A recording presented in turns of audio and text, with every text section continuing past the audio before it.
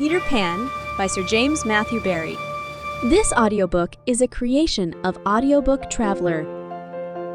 Chapter 4. The Flight. That, Peter had told Wendy, was the way to the Neverland. But even birds, carrying maps and consulting them at windy corners, could not have sighted it with these instructions. Peter, you see, just said anything that came into his head.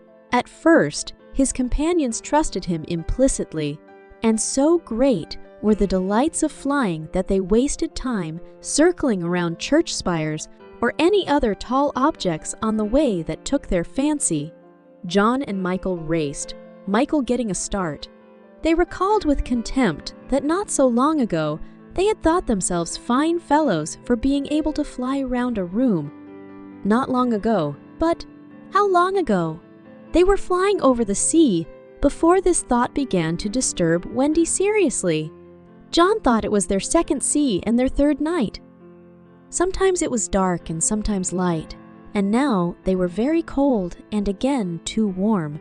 Did they really feel hungry at times, or were they merely pretending because Peter had such a jolly new way of feeding them? His way was to pursue birds who had food in their mouths suitable for humans and snatch it from them. Then the birds would follow and snatch it back, and they would all go happily chasing each other for miles, parting at last with mutual expressions of goodwill. But Wendy noticed with gentle concern that Peter did not seem to know that this was rather an odd way of getting your bread and butter, nor even that there are other ways. Certainly, they did not pretend to be sleepy. They were sleepy, and that was a danger, for the moment they popped off, down they fell. The awful thing was that Peter thought this funny. "There he goes again!" he would cry gleefully as Michael suddenly dropped like a stone. "Save him! Save him!" cried Wendy, looking with horror at the cruel sea far below. Eventually, Peter would dive through the air and catch Michael just before he could strike the sea, and it was lovely the way he did it, but he always waited till the last moment, and you felt it was his cleverness that interested him and not the saving of human life. Also, he was fond of variety, and the sport that engrossed him one moment would suddenly cease to engage him, so there was always the possibility that the next time you fell, he would let you go. He could sleep in the air without falling, by merely lying on his back and floating, but this was, partly, at least because he was so light that if you got behind him and blew, he went faster. "Do be more polite to him," Wendy whispered to John when they were playing Follow My Leader. "Then tell him to stop showing off," said John.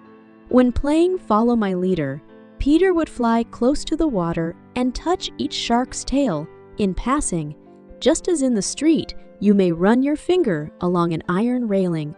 They could not follow him in this with much success, so perhaps it was rather like showing off, especially as he kept looking behind to see how many tails they missed. "You must be nice to him," Wendy impressed on her brothers. "What could we do if he were to leave us?" "We could go back," Michael said. "How could we ever find our way back without him?" "Well then, we could go on," said John. "That is the awful thing, John. Should have to go on, for we don't know how to stop." This was true. Peter had forgotten to show them how to stop. John said that if the worst came to the worst, all they had to do was to go straight on, for the world was round, and so in time they must come back to their own window. "And who is to get food for us, John?" "I nipped a bit out of that eagle's mouth pretty neatly, Wendy." "After the 20th try," Wendy reminded him. "And even though we became good at picking up food, see how we bump against clouds and things if he is not near to give us a hand." Indeed, they were constantly bumping. They could now fly strongly, though they still kicked far too much. But if they saw a cloud in front of them, the more they tried to avoid it, the more certainly did they bump into it. If Nana had been with them, she would have had a bandage round Michael's forehead by this time. Peter was not with them for the moment, and they felt rather lonely up there by themselves. He could go so much faster than they that he would suddenly shoot out of sight to have some adventure in which they had no share. He would come down laughing over something fearfully funny he had been saying to a star, but he'd already forgotten what it was, or he would come up with mermaid scales still sticking to him, and yet not be able to say for certain what had been happening. It was really rather irritating to children who had never seen a mermaid. And if he forgets them so quickly, Wendy argued, how can we expect that he will go on remembering us? Indeed, sometimes when he returned, he did not remember them, at least not well. Wendy was sure of it. She saw recognition come into his eyes as he was about to pass them the time of day and go on. Once even she had to call him by name. "I'm Wendy," she said agitatedly. He was very sorry. "I say, Wendy," he whispered to her, "always, if you see me forgetting you, just keep on saying, 'I'm Wendy,' and then I'll remember." Of course, this was rather unsatisfactory. However, to make amends, he showed them how to lie out flat on a strong wind that was going their way, and this was such a pleasant change that they tried it several times and found that they could sleep thus with security.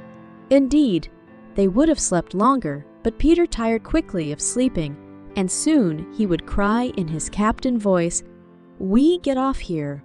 So with occasional tiffs, but on the whole rollicking, they drew near the Neverland, for after many moons they did reach it, and, what is more, they had been going pretty straight all the time, not perhaps so much owing to the guidance of Peter or Tink as because the island was looking for them. It is only thus that anyone may sight those magic shores. "There it is," said Peter calmly. Where? Where all the arrows are pointing." Indeed, 1,000,000 golden arrows were pointing it out to the children, all directed by their friend the sun, who wanted them to be sure of their way before leaving them for the night. Wendy and John and Michael stood on tiptoe in the air to get their first sight of the island. Strange to say, they all recognized it at once, and until fear fell upon them, they hailed it, not as something long dreamt of and seen at last, but as a familiar friend to whom they were returning home for the holidays. "John, there's the lagoon!" "Wendy, look at the turtles burying their eggs in the sand!" I say, "John, I see your flamingo with the broken leg." "Look, Michael, there's your cave." "John, what's that in the brushwood?" "It's a wolf with her whelps." "Wendy, I do believe that's your little whelp." "There's my boat, John, with her sides stove in." "No, it isn't. Why? We burned your boat." "That's her, at any rate." "I say, John, I see the smoke of the redskin camp." "Where? Show me, and I'll tell you by the way smoke curls whether they are on the warpath." "There, just cross the mysterious river." "I see now. Yes, they are on the war path right enough." Peter was a little annoyed with them for knowing so much, but if he wanted to lord it over them, his triumph was at hand, for have I not told you that anon fear fell upon them? It came as the arrows went, leaving the island in gloom. In the old days at home, the Neverland had always begun to look a little dark and threatening by bedtime. Then unexplored patches arose in it and spread. Black shadows moved about in them. The roar of the beasts of prey was quite different now, and above all, you lost the certainty that you would win. You were quite glad that the nightlights were on. You even liked Nana to say that this was just the mantelpiece over here, and that the Neverland was all make-believe. Of course, the Neverland had been make-believe in those days, but it was real now, and there were no nightlights. And it was getting darker every moment. And where was Nana? They had been flying apart, but they huddled close to Peter now. His careless manner had gone at last. His eyes were sparkling, and a tingle went through them every time they touched his body. They were now over the fearsome island, flying so low that sometimes a tree grazed their feet. Nothing horrid was visible in the air, yet their progress had become slow and labored, exactly as if they were pushing their way through hostile forces, Sometimes they hung in the air until Peter had beaten on it with his fists. "They don't want us to land," he explained. "Who are they?" Wendy whispered, shuddering.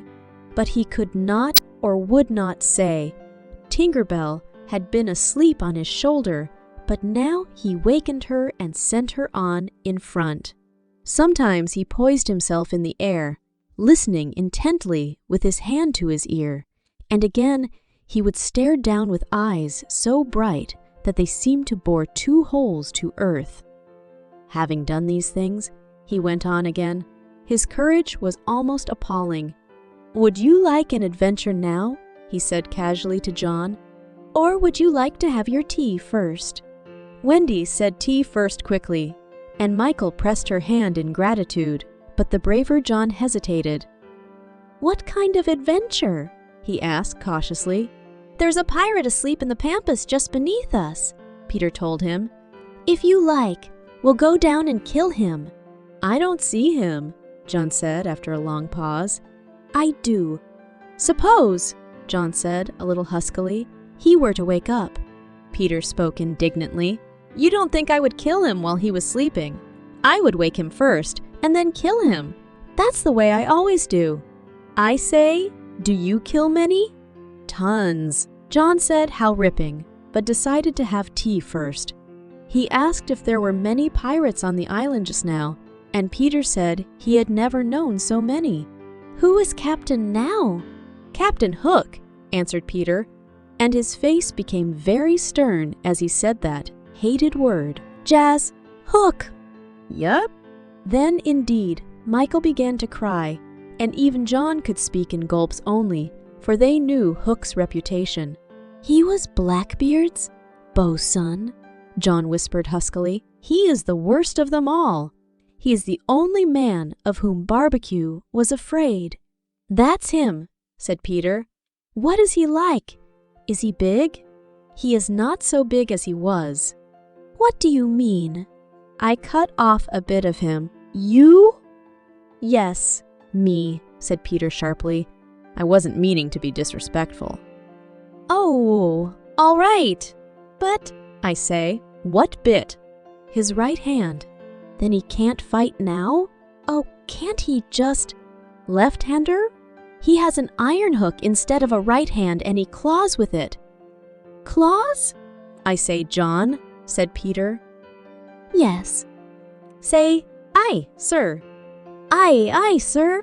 "There is one thing," Peter continued, "that every boy who serves under me has to promise, and so must you." John paled. "It is this: if we meet Hook in open fight, you must leave him to me." "I promise," John said loyally. For the moment, they were feeling less eerie because Tink was flying with them, and in her light, they could distinguish each other.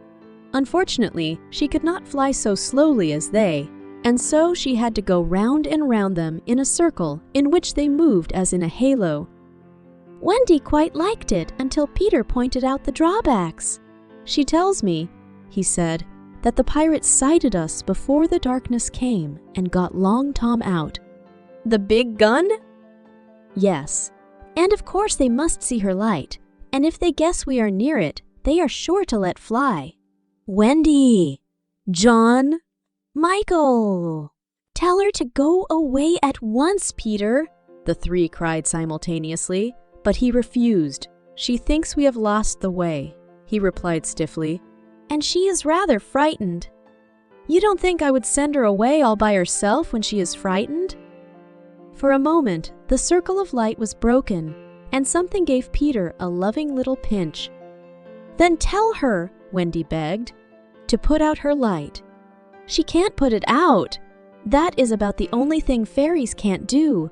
It just goes out of itself when she falls asleep, same as the stars." "Then tell her to sleep at once," John almost ordered. "She can't sleep except when she's sleepy."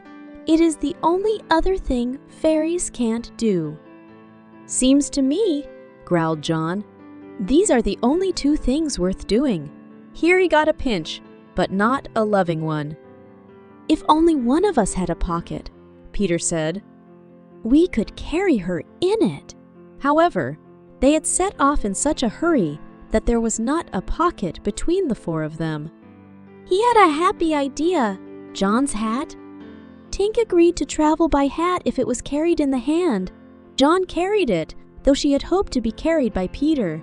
Presently, Wendy took the hat, because John said it struck against his knee as he flew, and this, as we shall see, led to mischief, for Tinker Bell hated to be under an obligation to Wendy.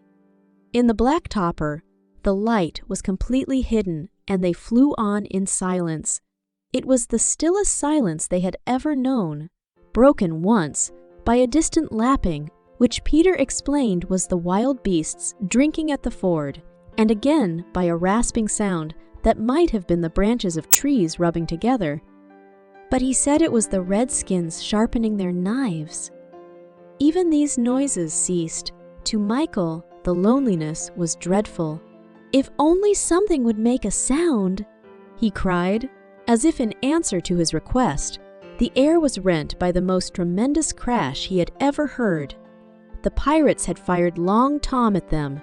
The roar of it echoed through the mountains, and the echoes seemed to cry savagely, "Where are they? Where are they? Where are they?" Thus sharply did the terrified three learn the difference between an island of make-believe and the same island come true. When at last the heavens were steady again, John and Michael found themselves alone in the darkness. John was treading the air mechanically, and Michael, without knowing how to float, was floating. "Are you shot?" John whispered tremulously. "I haven't tried myself out yet," Michael whispered back. We know now that no one had been hit. Peter, however, had been carried by the wind of the shot far out to sea, while Wendy was blown upwards with no companion but Tinker Bell. It would have been well for Wendy if at that moment she had dropped the hat. I don't know whether the idea came suddenly to Tink, or whether she had planned it on the way, but she at once popped out of the hat and began to lure Wendy to her destruction. Tink was not all bad. Or rather, she was all bad just now, but on the other hand, sometimes she was all good. Fairies have to be one thing or the other, because being so small, they unfortunately have room for one feeling, only at a time. They are, however, allowed to change, only it must be a complete change. At present, she was full of jealousy of Wendy. What she said in her lovely tinkle, Wendy could not of course understand, and I believe some of it was bad words, but it sounded kind, and she flew back and forward, plainly meaning follow me and all will be well. What else could poor Wendy do? She called to Peter and John and Michael, and got only mocking echoes in reply. She did not yet know that Tink hated her with the fierce hatred of a very woman, and so, bewildered, and now staggering in her flight, she followed Tink to her doom. Chapter 5. The Island Come True. Feeling that Peter was on his way back, the Neverland had again woken to life. We ought to use the pluperfect and say wakened, but woke is better, and was always used by Peter. In his absence, things are usually quiet on the island. The fairies take an hour longer in the morning, the beasts attend to their young, the redskins feed heavily for 6 days and nights, and when pirates and lost boys meet, they merely bite their thumbs at each other. But with the coming of Peter, who hates lethargy, they are underway again. If you put your ear to the ground now, you would hear the whole island seething with life. On this evening, the chief forces of the island were disposed as follows. The lost boys were out looking for Peter. The pirates were out looking for the lost boys. The redskins were out looking for the pirates, and the beasts were out looking for the redskins. They were going round and round the island, but they did not meet because all were going at the same rate. All wanted blood except the boys, who liked it as a rule, but tonight were out to greet their captain. The boys on the island vary, of course, in numbers, according as they get killed and so on. And when they seem to be growing up, which is against the rules, Peter thins them out. But at this time, there were 6 of them, counting the twins as 2, Let us pretend to lie here among the sugarcane and watch them as they steal by in single file, each with his hand on his dagger. They are forbidden by Peter to look in the least like him, and they wear the skins of the bears slain by themselves, in which they are so round and furry that when they fall, they roll. They have therefore become very sure-footed. The first to pass is Toodles, not the least brave, but the most unfortunate of all that gallant band. He had been in fewer adventures than any of them, because the big things constantly happened just when he had stepped around the corner. All would be quiet. He would take the opportunity of going off to gather a few sticks for firewood, and then, when he returned, the others would be sweeping up the blood. This ill luck had given a gentle melancholy to his countenance, but instead of souring his nature, had sweetened it so that he was quite the humblest of the boys. "Poor kind Toodles! There is danger in the air for you tonight. Take care lest an adventure is now offered you, which, if accepted, will plunge you in deepest woe. Toodles, the fairy tink, who is bent on mischief this night, is looking for a tool for doing her mischiefs, and she thinks you are the most easily tricked of the boys. Where Tinker Bell? Would that he could hear us, but we are not really on the island, and he passes by, biting his knuckles. Next comes Nibs, the happier and debonair, followed by Slightly, who cuts whistles out of the trees and dances ecstatically to his own tunes. Slightly is the most conceited of the boys. He thinks he remembers the days before he was lost, with their manners and customs, and this has given his nose an offensive tilt. Curly is fourth. He is a pickle, and so often has he had to deliver up his person when Peter said sternly, "Stand forth the one who did this thing," that now at the command he stands forth automatically whether he has done it or not. Last come the twins, who cannot be described because we should be sure to be describing the wrong one. Peter never quite knew what twins were, and his band were not allowed to know anything he did not know, so these two were always vague about themselves and did their best to give satisfaction by keeping close together in an apologetic sort of way. The boys vanish in the gloom, and after a pause, but not a long pause, for things go briskly on the island, come the pirates on their track. We hear them before they are seen, and it is always the same dreadful song. "Avast belay, yo-ho! Heave to! A pirating we go, and if we're parted by shot, we're sure to meet below. A more villainous-looking lot never hung in a row on execution dock." Here, a little in advance, ever and again, with his head to the ground listening, his great arms bare, pieces of 8 in his ears as ornaments, is the handsome Italian Secco, who cut his name in letters of blood on the back of the governor of the prison at Gayo. That gigantic black behind him has had many names since he dropped the one with which dusky mothers still terrify their children on the banks of the Guajo Mo.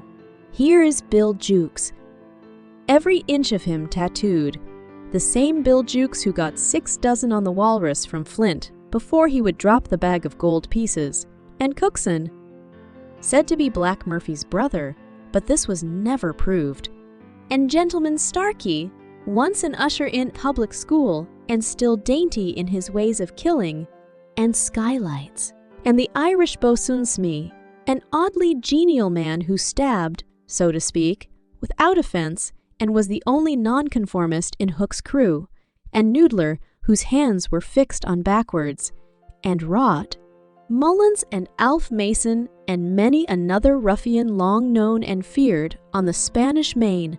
In the midst of them, the blackest and largest in that dark setting, reclined James Hook, or as he wrote himself, Jas Hook, of whom it is said he was the only man that the sea cook feared. He lay at his ease in a rough chariot drawn and propelled by his men. Instead of a right hand, he had the iron hook, with which ever and anon he encouraged them to increase their pace. As dogs, this terrible man treated and addressed them, and as dogs, they obeyed him.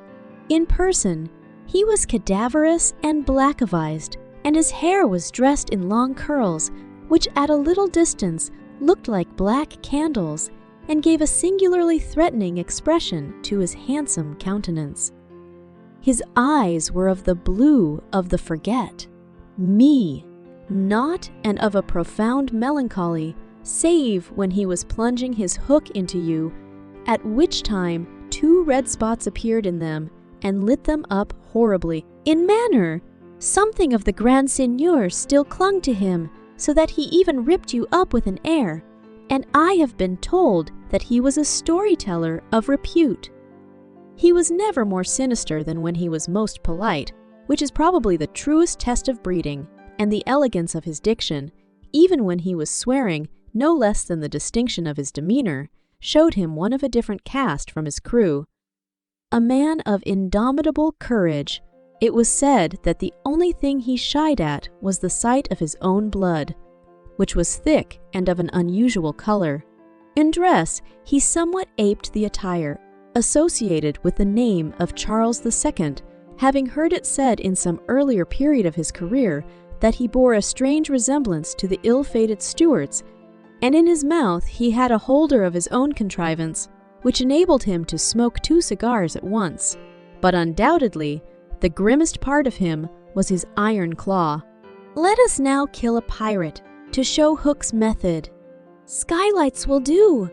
As they pass, Skylights lurches clumsily against him, ruffling his lace collar. The hook shoots forth. There is a tearing sound and 1 screech. Then the body is kicked aside, and the pirates pass on.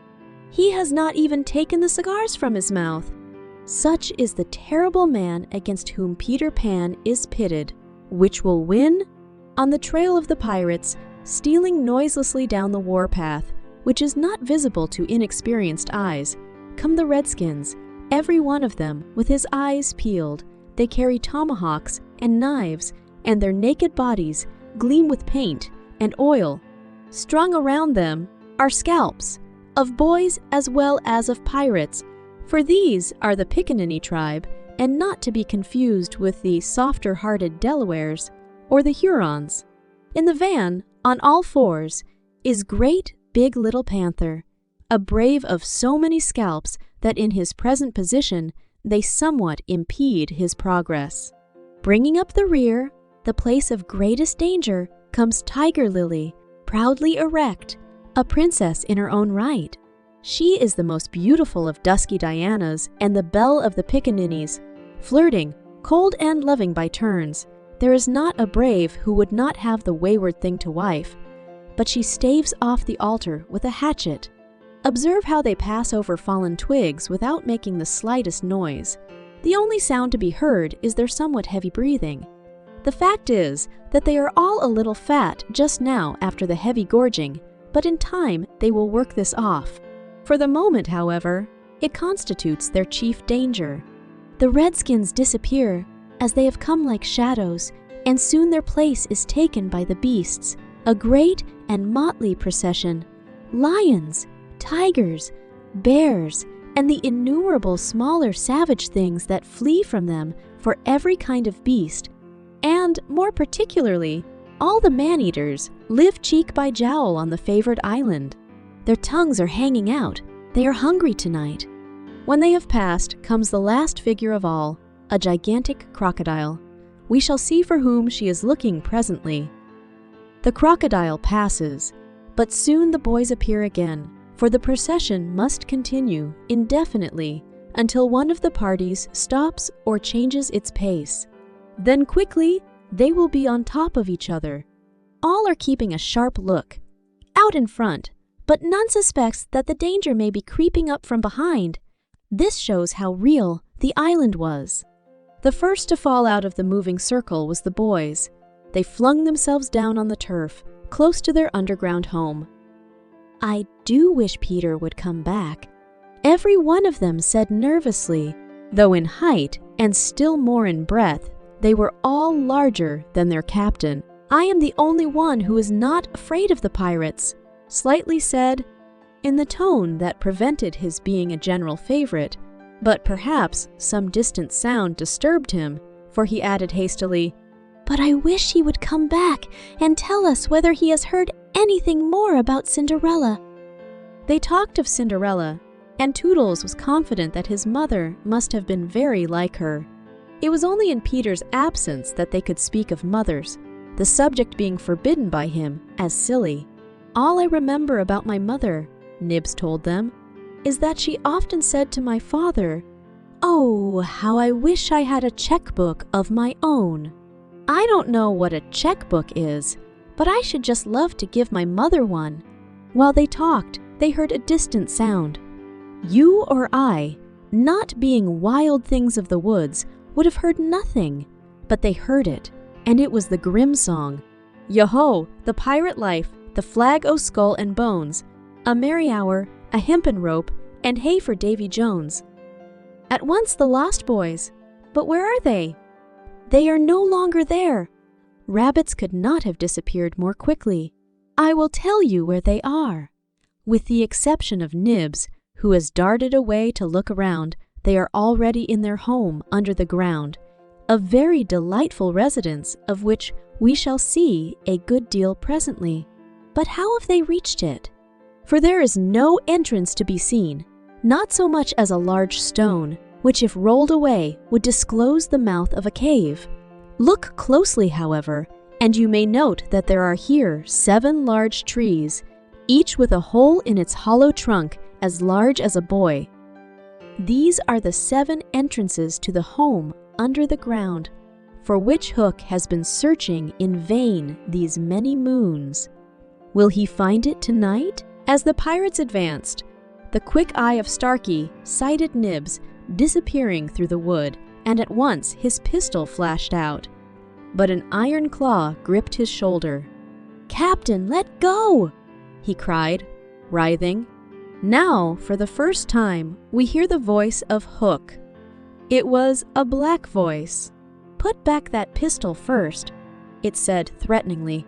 "It was one of those boys you hate. I could have shot him dead. Aye, and the sound would have brought Tiger Lily's redskins upon us. Do you want to lose your scalp?" "Shall I after him, Captain?" asked pathetic Smee, "and tickle him with Johnny Corkscrew?" Smee had pleasant names for everything, and his cutlass was Johnny Corkscrew because he wiggled it in the wound. One could mention many lovable traits in Smee. For instance, after killing, it was his spectacles he wiped instead of his weapon. "Johnny's a silent fellow," he reminded Hook. "Not now," Smee, Hook said darkly. "He is only one, and I want to mischief all the 7. Scatter and look for them." The pirates disappeared among the trees, and in a moment their captain and Smee were alone. Hook heaved a heavy sigh, and I know not why it was. Perhaps it was because of the soft beauty of the evening, but there came over him a desire to confide to his faithful bosun the story of his life. He spoke long and earnestly, but what it was all about Smee, who was rather stupid, did not know in the least. Later he caught the word Peter. "Most of all," Hook was saying passionately, "I want their captain, Peter Pan. 'Twas he cut off my arm." He brandished the hook threateningly. I waited long to shake his hand with this. "Oh, I'll tear him!" "And yet," said Smee, "I have often heard you say that Hook was worth a score of hands for combing the hair and other homely uses." "Arr," the captain answered. "If I was a mother, I would pray to have my children born with this instead of that." And he cast a look of pride upon his iron hand and one of scorn upon the other. Then again he frowned. "Peter flung my arm," he said, wincing, "to a crocodile that happened to be passing by." "I have often," said Smee, "noticed your strange dread of crocodiles." "Not of crocodiles," Hook corrected him, "but of that one crocodile." He lowered his voice. "It liked my arm so much, Smee, that it has followed me ever since, from sea to sea and from land to land, licking its lips for the rest of me." "In a way," said Smee, It's sort of a compliment. I want no such compliments, Hook barked petulantly. I want Peter Pan, who first gave the brute its taste for me. He sat down on a large mushroom, and now there was a quiver in his voice. Smee, he said huskily. That crocodile would have had me before this, but by a lucky chance, it swallowed a clock which goes tick-tick inside it, and so, before it can reach me, I hear the tick and bolt. He laughed, but in a hollow way. Someday, said Smee, the clock will run down, and then he'll get you. Hook wetted his dry lips. Aye, he said. That's the fear that haunts me. Since sitting down, he had felt curiously warm. Smee, he said, this seat is hot. He jumped up. Odds bobs, hammer and tongs, I'm burning. They examined the mushroom, which was of a size and solidity unknown on the mainland. They tried to pull it up, and it came away at once in their hands, for it had no root. Stranger still, smoke began at once to ascend. The pirates looked at each other. A chimney, they both exclaimed. They had indeed discovered the chimney of the home, under the ground. It was the custom of the boys to stop it with a mushroom when enemies were in the neighborhood. Not only smoke came out of it. There came also children's voices, for so safe did the boys feel in their hiding place that they were gaily chattering. The pirates listened grimly, and then replaced the mushroom. They looked around them and noted the holes in the 7 trees. Did you hear them say, Peter Pan's from home? Smee whispered, fidgeting with Johnny Corkscrew. Hook nodded. He stood for a long time, lost in thought, and at last, a curdling smile lit up his swarthy face. Smee had been waiting for it. Unrip your plan, Captain, he cried eagerly. To return to the ship.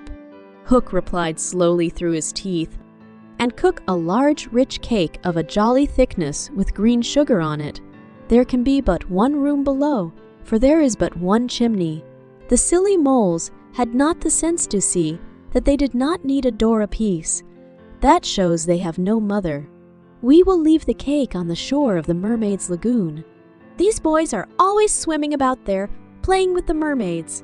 They will find the cake, and they will gobble it up, because, having no mother, they don't know how dangerous 'tis to eat rich, damp cake. He burst into laughter, not hollow laughter now, but honest laughter.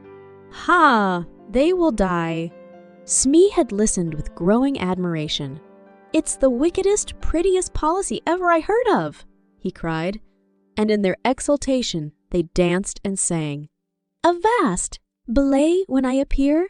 By fear they're overtook. Knots left upon your bones when you have shaken claws with Hook. They began the verse, but they never finished it, for another sound broke in and stilled them. There was at first such a tiny sound that a leaf might have fallen on it and smothered it, but as it came nearer, it was more distinct. Tick, tick, tick, tick. Hook stood shuddering, one foot in the air. The crocodile! He gasped and bounded away, followed by his bosun. It was indeed the crocodile. It had passed the redskins, who were now on the trail of the other pirates. It oozed on after Hook. Once more, the boys emerged into the open, but the dangers of the night were not yet over, for presently Nibs rushed breathless into their midst, pursued by a pack of wolves. The tongues of the pursuers were hanging out. The baying of them was horrible. Save me! Save me! Cried Nibs, falling on the ground. But what can we do? What can we do? It was a high compliment to Peter that at that dire moment their thoughts turned to him. What would Peter do? They cried simultaneously. Almost in the same breath they cried. Peter would look at them through his legs. And then, let us do what Peter would do. It is quite the most successful way of defying wolves, and as one boy they bent and looked through their legs. The next moment is the long one, but victory came quickly, for as the boys advanced upon them in the terrible attitude, The wolves dropped their tails and fled. Now Nibs rose from the ground, and the others thought that his staring eyes still saw the wolves, but it was not wolves he saw. "I have seen a wonderfuller thing," he cried as they gathered round him eagerly. "A great white bird. It is flying this way." "What kind of a bird do you think?"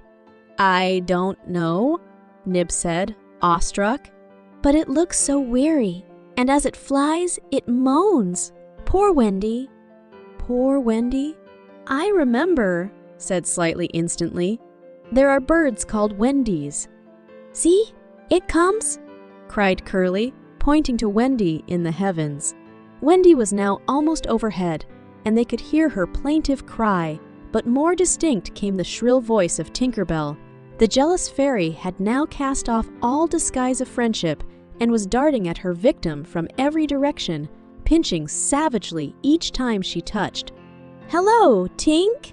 cried the wondering boys. Tink's reply rang out, "Peter wants you to shoot the Wendy." It was not in their nature to question when Peter ordered. "Let us do what Peter wishes," cried the simple boys. "Quick, bows and arrows!" All but Toodles popped down their trees. He had a bow and arrow with him, and Tink noted it and rubbed her little hands. "Quick, Toodles, quick!" she screamed. "Peter will be so pleased." Toodles excitedly fitted the arrow to his bow. "Out of the way, Tink!" he shouted. And then he fired, and Wendy fluttered to the ground with an arrow in her breast. Chapter 6. The Little House. Foolish Toodles was standing like a conqueror over Wendy's body when the other boys sprang, armed, from their trees. "You are too late," he cried proudly. "I have shot the Wendy. Peter will be so pleased with me." Overhead, Tinker Bell shouted, "Silly ass!" and darted into hiding. The others did not hear her. They had crowded round Wendy, and as they looked, a terrible silence fell upon the wood. If Wendy's heart had been beating, they would all have heard it. Slightly was the first to speak. "This is no bird," he said in a scared voice. "I think this must be a lady." "A lady?" said Toodles, and fell a-trembling. "And we have killed her?" Nib said hoarsely. They all whipped off their caps. "Now I see," Curly said. "Peter was bringing her to us. He threw himself sorrowfully on the ground. A lady to take care of us at last," said one of the twins. "And you have killed her?" They were sorry for him, but sorrier for themselves, and when he took a step nearer them, they turned from him. Toodles' face was very white, but there was a dignity about him now that had never been there before. "I did it," he said, reflecting. "When ladies used to come to me in dreams, I said, 'Pretty mother, pretty mother.' But when at last she really came, I shot her." He moved slowly away. "Don't go!" they called in pity. "I must," he answered, shaking. "I am so afraid of Peter." It was at this tragic moment that they heard a sound which made the heart of every one of them rise to his mouth. They heard Peter crow. "Peter!" they cried, for it was always thus that he signaled his return. "Hide her," they whispered, and gathered hastily around Wendy. Again came that ringing crow, and Peter dropped in front of them. "Greetings, boys," he cried, and mechanically they saluted, and then again was silence. He frowned. "I am back," he said hotly. "Why do you not cheer?" They opened their mouths, but the cheers would not come. He overlooked it in his haste to tell the glorious tidings. "Great news, boys," he cried. "I have brought at last a mother for you all." Still no sound except a little thud from Toodles as he dropped on his knees. "Have you not seen her?" asked Peter, becoming troubled. "She flew this way." "Ah, me?" One voice said, and another said, "Oh, mournful day." Toodles rose. "Peter," he said quietly, "I will show her to you." And when the others would still have hidden her, he said, "Back, twins, let Peter see." So they all stood back and let him see, and after he had looked for a little time, he did not know what to do next. "She is dead?" he said uncomfortably. Perhaps she is frightened at being dead. He thought of hopping off in a comic sort of way till he was out of sight of her, and then never going near the spot anymore. They would all have been glad to follow if he had done this. But there was the arrow. He took it from her heart and faced his band. "Whose arrow?" he demanded sternly. "Mine, Peter?" said Toodles on his knees. "Oh, dastard hand!" Peter said, and he raised the arrow to use it as a dagger. Toodles did not flinch. He bared his breast. "Strike, Peter," he said firmly. "Strike true." Twice did Peter raise the arrow, and twice did his hand fall. "I cannot strike," he said with awe. "There is something stays my hand." All looked at him in wonder, save Nibs, who fortunately looked at Wendy. "It is she?" he cried. "The Wendy lady, see? Her arm." Wonderful to tell, Wendy had raised her arm. Nibs bent over her and listened reverently. "I think she said, 'Poor Toodles,'" he whispered. "She lives," Peter said briefly. Slightly cried instantly, "The Wendy lady lives." Then Peter knelt beside her and found his button. You remember, she had put it on a chain that she wore round her neck. "See?" he said. "The arrow struck against this. It is the kiss I gave her. It has saved her life." "I remember kisses," slightly interposed quickly. "Let me see it. Aye, that's a kiss." Peter did not hear him. He was begging Wendy to get better quickly so that he could show her the mermaids. Of course she could not answer yet, being still in a frightful faint, but from overhead came a wailing note. "Listen to Tink," said Curly. "She is crying because the Wendy lives." Then they had to tell Peter of Tink's crime, and almost never had they seen him look so stern.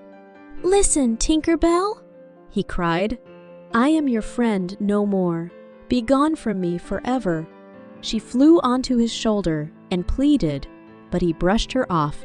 Not until Wendy again raised her arm did he relent sufficiently to say, "Well, not forever, but for a whole week." Do you think Tinker Bell was grateful to Wendy for raising her arm? Oh dear no, never wanted to pinch her so much. Fairies indeed are strange, and Peter, who understood them best, often slapped them. But what to do with Wendy in her present delicate state of health? "Let us carry her down into the house," Curly suggested. "Aye," said Slightly. "That is what one does with ladies." "No, no," Peter said. "You must not touch her. It would not be sufficiently respectful." "That," said Slightly, "is what I was thinking. But if she lies there," Toodles said, "she will die." "Aye, she will die," Slightly admitted. "But there is no way out." "Yes, there is," cried Peter. "Let us build a little house round her." They were all delighted. "Quick," he ordered them, "bring me each of you the best of what we have. Gut our house. Be sharp." In a moment, they were as busy as tailors the night before a wedding. They scurried this way and that, down for bedding, up for firewood, and while they were at it, who should appear but John and Michael? As they dragged along the ground, they fell asleep standing, stopped, woke up, moved another step, and slept again. "John, John!" Michael would cry, "Wake up! Where is Nana, John, and Mother?" And then John would rub his eyes and mutter, "It is true, we did fly." You may be sure they were very relieved to find Peter. "Hello, Peter," they said. "Hello," replied Peter amicably, though he had quite forgotten them. He was very busy at the moment measuring Wendy with his feet to see how large a house she would need.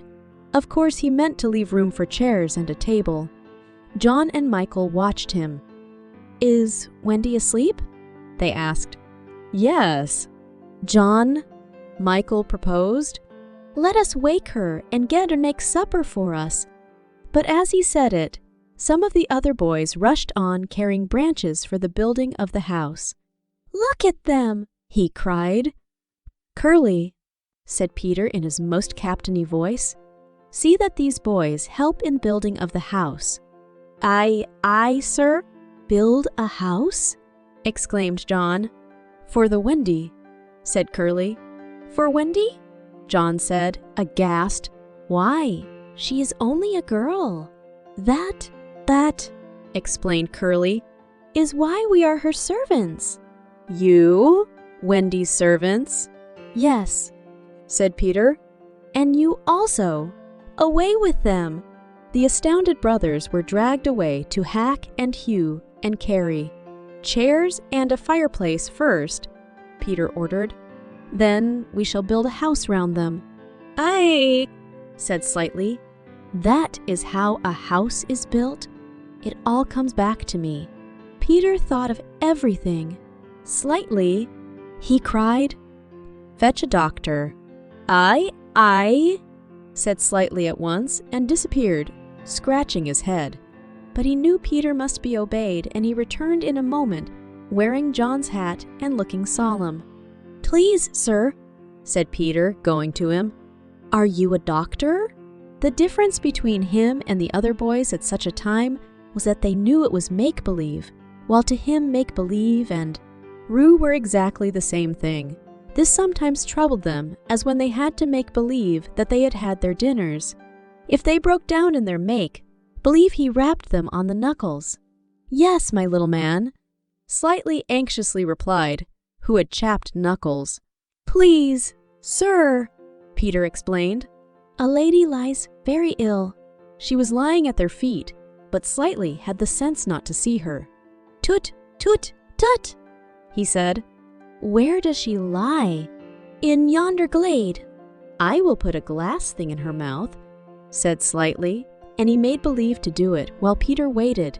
It was an anxious moment when the glass thing was withdrawn. "How is she?"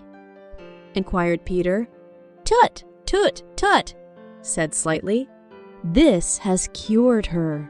"I am glad," Peter cried. "I will call again in the evening." Slightly said, "Give her beef tea out of a cup with a spout to it." But after he had returned the hat to John, he blew big breaths, which was his habit on escaping from a difficulty. In the meantime, the wood had been alive with the sound of axes. Almost everything needed for a cozy dwelling already lay at Wendy's feet. "If only we knew," said one, "the kind of house she likes best." "Peter," shouted another, "she is moving in her sleep." "Her mouth opens," cried a third, looking respectfully into it. "Oh, lovely! Perhaps she is going to sing in her sleep," said Peter. "Wendy, sing the kind of house you would like to have."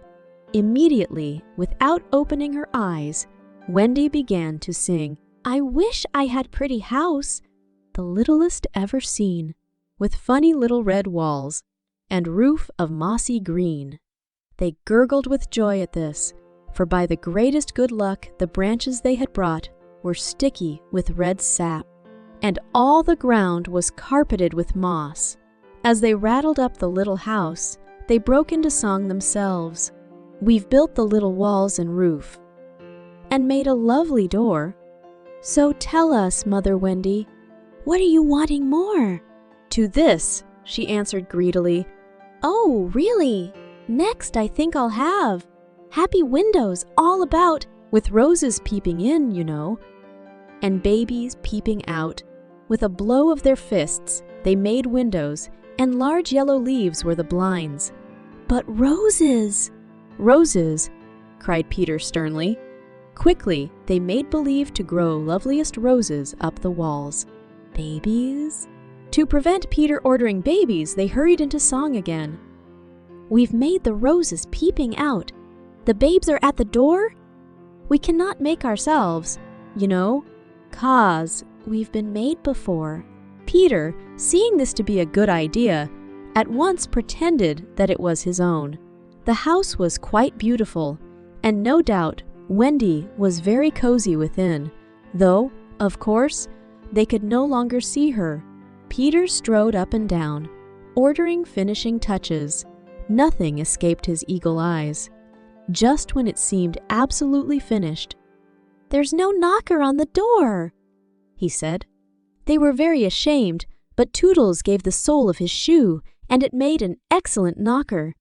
Absolutely finished now, they thought. Not a bit of it. "There's no chimney," Peter said. "We must have a chimney." "It certainly does need a chimney," said John importantly. This gave Peter an idea. He snatched the hat off John's head, knocked out the topall, and put the hat on the roof. The little house was so pleased to have such a capital chimney that, as if to say thank you, smoke immediately began to come out of the hat. Now really and truly it was finished. Nothing remained to do but to knock.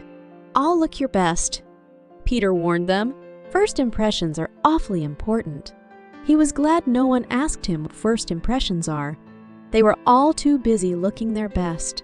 He knocked politely, and now the wood was as still as the children, not a sound to be heard except from Tinker Bell, who was watching from a branch and openly sneering. What the boys were wondering was, would anyone answer the knock? If a lady, what would she be like? The door opened and a lady came out. It was Wendy. She looked properly surprised, and this was just how they had hoped she would look. "Where am I?" she said. Of course, Slightly was the first to get his word in. "Wendy lady," he said rapidly, "for you, we built this house." "Oh, say you're pleased," cried Nibs. "Lovely darling house," Wendy said, and they were the very words they had hoped she would say. "And we are your children," cried the twins. Then all went on their knees, and holding out their arms cried, "Oh, Wendy lady, be our mother." "Ought I?" Wendy said, all shining. "Of course it's frightfully fascinating, but you see I am only a little girl. I have no real experience." "That doesn't matter," said Peter, as if he were the only person present who knew all about it, though he was really the one who knew least. "What we need is just a nice motherly person." "Oh dear," Wendy said. "You see, I feel that is exactly what I am." It is. They all cried. We saw it at once. "Very well," she said, "I will do my best. Come inside at once, you naughty children. I am sure your feet are damp. And before I put you to bed, I have just time to finish the story of Cinderella." In they went. I don't know how there was room for them, but you can squeeze very tight in the Neverland. And that was the first of the many joyous evenings they had with Wendy. By and by, she tucked them up in the great bed in the home under the trees, but she herself slept that night in the little house, and Peter kept watch outside with drawn sword, for the pirates could be heard carousing far away, and the wolves were on the prowl. The little house looked so cozy and safe in the darkness, with a bright light showing through its blinds and the chimney smoking beautifully, and Peter standing on guard. After a time, he fell asleep, and some unsteady fairies had to climb over him on their way home from a revelry. Any of the other boys obstructing the fairy path at night, they would have mischiefed, but they just tweaked Peter's nose and passed on.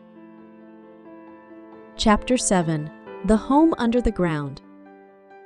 One of the first things Peter did next day was to measure Wendy and John and Michael for hollow trees. "Hook, you remember," had sneered at the boys for thinking they needed a tree apiece. But this was ignorance, for unless your tree fitted you, it was difficult to go up and down, and no two of the boys were quite the same size. Once you fitted, you drew in clit out your breath at the top, and down you went at exactly the right speed, while to ascend you drew in and let out alternately, and so wriggled up. Of course, when you have mastered the action, You are able to do these things without thinking of them, and nothing can be more graceful. But you simply must fit, and Peter measures you for your tree as carefully as for a suit of clothes. The only difference being that the clothes are made to fit you, while you have to be made to fit the tree. Usually it is done quite easily, as by your wearing too many garments or too few. But if you are bumpy in awkward places, or the only available tree is an odd shape, Peter does some things to you, and after that, you fit. Once you fit, great care must be taken to go on fitting, and this, as Wendy was to discover to her delight, keeps a whole family in perfect condition. Wendy and Michael fitted their trees at the first try, but John had to be altered a little. After a few days' practice, they could go up and down as happily as buckets in a well, and how ardently they grew to love their home under the ground. Especially Wendy. It consisted of one large room, as all houses should do, with a floor in which you could dig for worms if you wanted to go fishing, and in this floor grew stout mushrooms of a charming color, which were used as stools. A never tree tried hard to grow in the center of the room, but every morning they sawed the trunk through, leveled the floor. By tea time, it was always about 2 feet high, and then they put a door on top of it, the whole thus becoming a table. As soon as they cleared away, they sawed off the trunk again, and thus there was more room to play. There was an enormous fireplace, which was in almost any part of the room where you cared to light it, and across this Wendy stretched strings, made of fiber, from which she suspended her washing.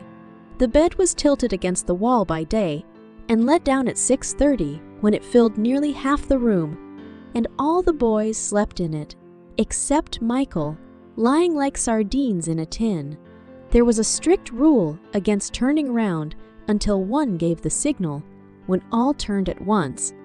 Michael should have used it also, but Wendy would have desired a baby, and he was the littlest, and you know what women are, and the short and long of it is that he was hung up in a basket.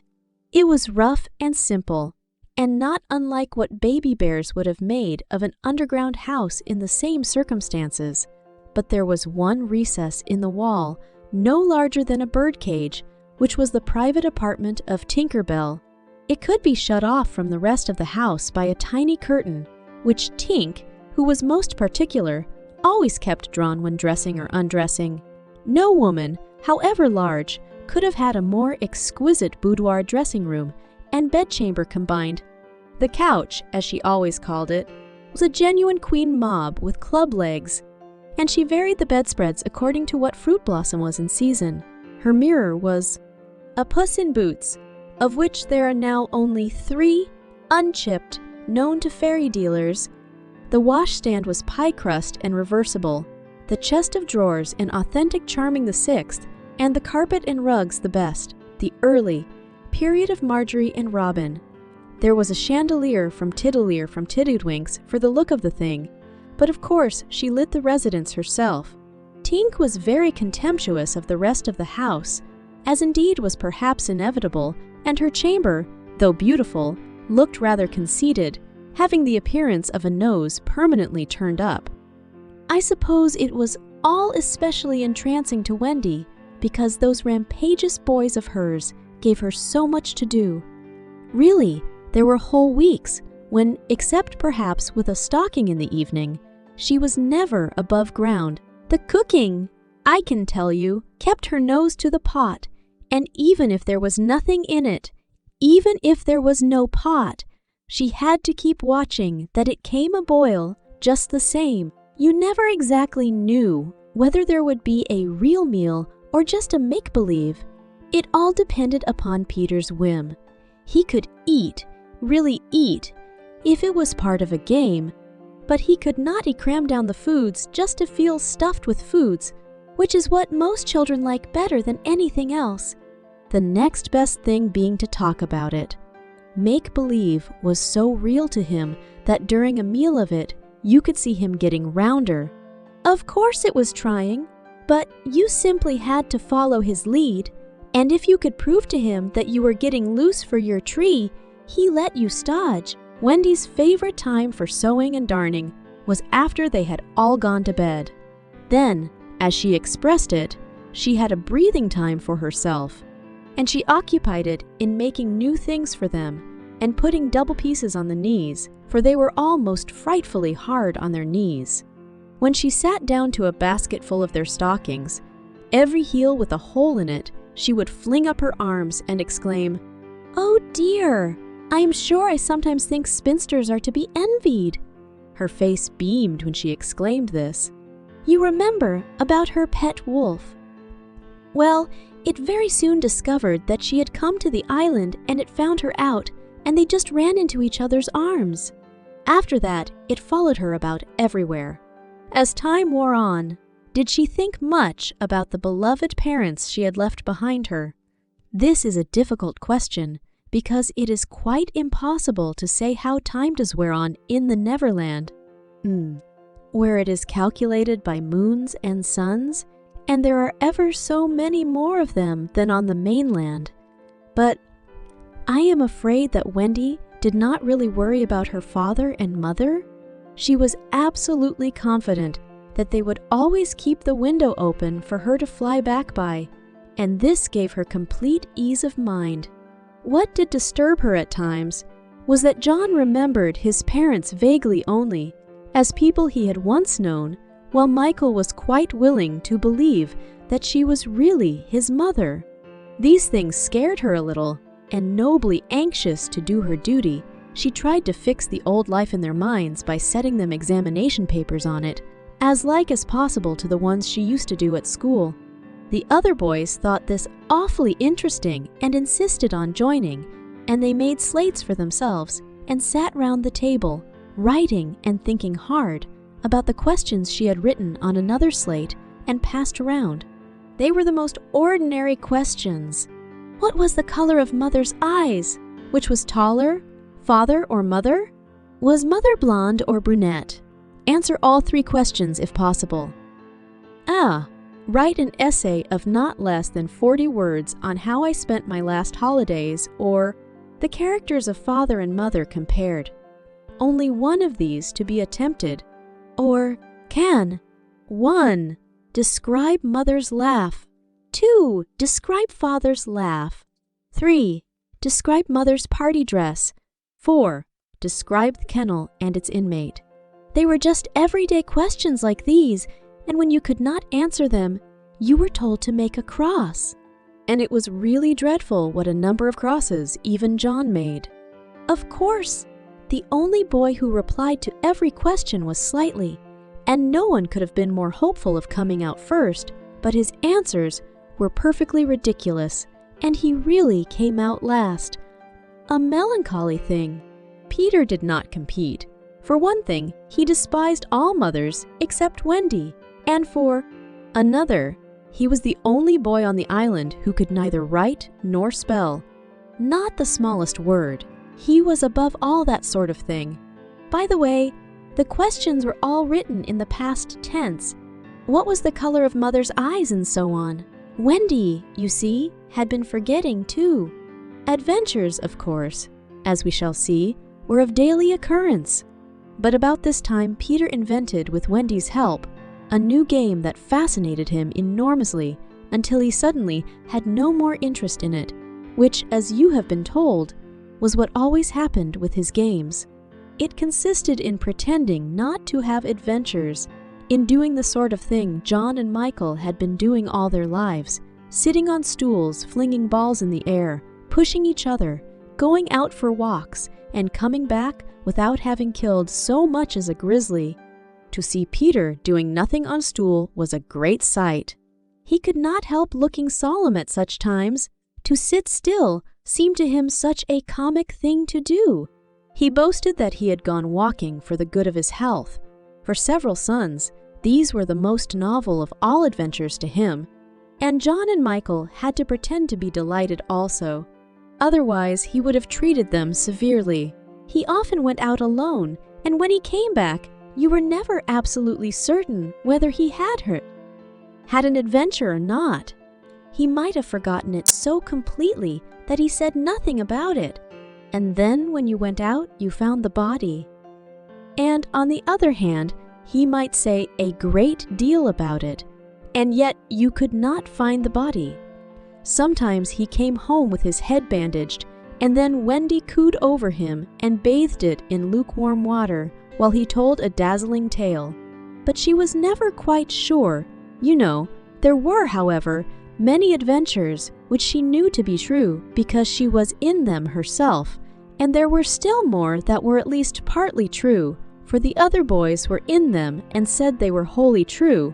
To describe them all would require a book as large as an Latin-English dictionary, and the most we can do is to give one as a specimen of an average hour on the island. The difficulty is which one to choose. Should we take the brush with the Redskins at Slightly Gulch? It was a cheerful affair, and especially interesting as showing one of Peter's peculiarities, which was that in the middle of a fight, he would suddenly change sides. At the Gulch, when victory was still in the balance, sometimes leaning this way and sometimes that, he called out, "I'm Redskin today." "What are you, Toodles?" And Toodles answered, "Redskin." "What are you, Nibs?" And Nibs said, "Redskin." "What are you, Twin?" And so on. And they were all Redskins. And of course, this would have ended the fight had not the real Redskins, fascinated by Peter's methods, agreed to be lost boys for that once. And so at it, they all went again, more fiercely than ever. The extraordinary upshot of this adventure was, but we have not decided yet that this is the adventure we are to narrate. Perhaps a better one would be the night attack by the Redskins on the house under the ground, when several of them stuck in the hollow trees and had to be pulled out like corks. Or we might tell how Peter saved Tiger Lily's life in the Mermaid's Lagoon, and so made her his ally. Or we could tell of that cake the pirates cooked so that the boys might eat it and perish, and how they placed it in one cunning spot after another. But always Wendy snatched it from the hands of her children, so that in time it lost its succulence. Whoa! And became as hard as a stone, and was used as a missile, and Hook fell over it in the dark. Or suppose we tell of the birds that were Peter's friends, particularly of the Never bird that built in a tree overhanging the lagoon, and how the nest fell into the water. And still the bird sat on her eggs, and Peter gave orders that she was not to be disturbed. That is a pretty story, and the end shows how grateful a bird can be.